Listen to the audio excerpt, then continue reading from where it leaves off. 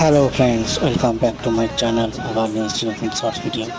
এটা হচ্ছে রথের আগের দিন ভিডিও। খুব সুন্দর রঙ বেরঙের রথ বেরিয়েছে, দেখো খুব সুন্দর লাগছে দেখতে।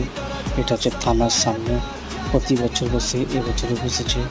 বিভিন্ন কালারের জগন্নাথ মন্দিরের আদলে রথ করেছে, লাল, সবুজ, হলুদ, কমলা, বিভিন্ন কালারে করেছে। খুব দেখতে সুন্দর লেগেছে।